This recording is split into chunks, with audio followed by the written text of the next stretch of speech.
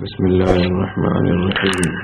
عن عمر بن الخطاب رضي الله تعالى عنه وعنهم قال قال رسول الله صلى الله عليه وسلم: من نام عن حزبه أو عن شيء منه فقرأه فيما بين صلاة الفجر وصلاة الظهر كتب له كأنما قرأه من الليل. حضرت عمر رضی اللہ تعالیٰ عنہ سے روایت ہے کہ نبی کریم صلی اللہ علیہ وسلم نے ارشاد فرمایا: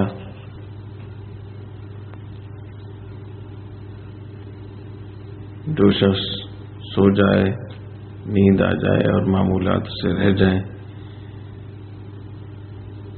فقرأه فيما بين صلاة الفجر وصلاة الظهر، پھر فجر اور ظہر کے درمیان رات کے معمولات کو ادا کر لے، کتب له کأنما قرأه من اللیل،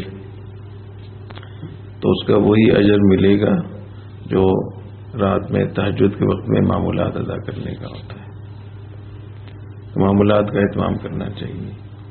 اس میں پہلے ہمیشہ عرض کرتا ہوں کہ معمولات متعین ہونے چاہیے اور تھوڑے ہونے چاہیے، اس کی مقدار مقرر ہونی چاہیے اور معمولات کے لیے وقت مقرر ہونا چاہیے، اس کی پابندی کرنی چاہیے۔ اور جب ایسی کوئی مشکل پیش آئے، کوئی ضرورت پیش آئے جہاں اس کا اندیشہ ہو کہ یہ معمول رہ جائے گا، تو اس معمول کو تھوڑا تھوڑا ہر معمول کو ادا کر لینا چاہیے۔ ایک پارہ تلاوت کا معمول ہے، کوئی اچانک ایسی ضرورت پیش آ گئی ہے یا بیماری آ گئی ہے یا سفر درپیش ہو گیا ہے، تو ایک رکوع تو پڑھ سکتے ہیں۔ اگر حافظ نہیں ہے تو جو صورتیں یاد ہیں، چھوٹی صورتیں جن کو ہم عام نمازوں میں پڑھتے ہیں، انہی کو اس نیت سے پڑھ لیں، معمول کی نیت سے۔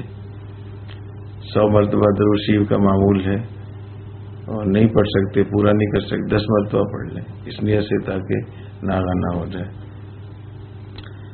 تو اس حدیث شریف میں بڑی حوصلہ دلایا گیا ہے کہ اگر آنکھ لگ گئی، آنکھ نہیں کھلی صبح میں اور معمولات ہوتے ہیں صبح تہجد کے وقت میں، تو اب پریشان نہ ہو، ظہر تک کا وقت ہے، فجر سے ظہر تک ان معمولات کو ادا کر لینے سے وہی درجہ، وہی اجر ملے گا جو قیام اللیل اور تہجد کے وقت میں معمولات ادا کرنے کا ہوتا ہے۔ اپنی زندگی میں نظم و ضبط لے کر آئیں، پابندی لے کر آئیں۔ آپ کا جو وقت ہے یہ صحیح طریقے سے گزرنا چاہیے۔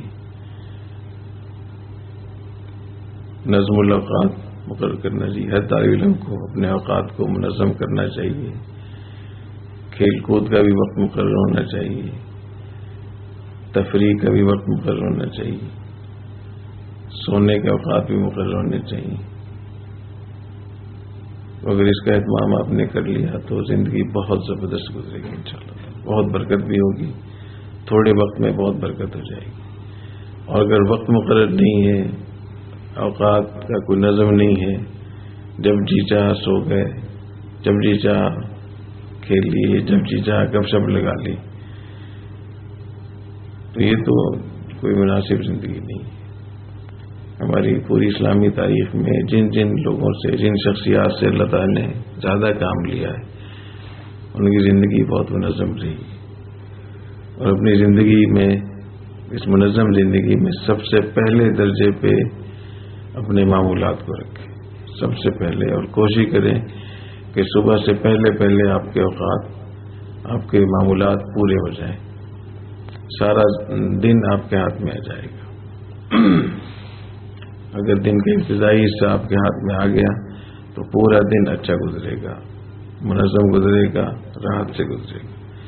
اور اگر دن کا جو ابتدائی حصہ ہے جو تہجد سے، قیام اللیل سے شروع ہوتا ہے، اس میں اگر آپ نے سستی کر دی تو سارا دن سستی کے ساتھ گزرے گا۔ یہ پورے تجارب ہیں، تو اس کا اہتمام کیا کریں اور تہجد کا اہتمام کیا کریں۔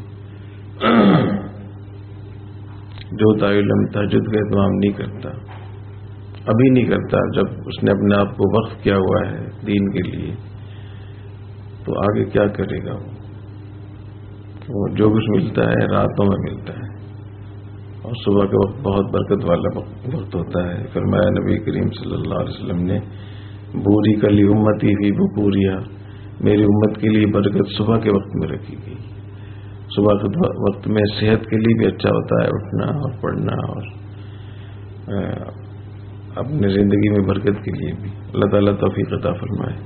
سبحانک اللہم و بحمدک، اشہد ان لا الہ الا انت، استغفرک و اتوب۔ السلام علیکم۔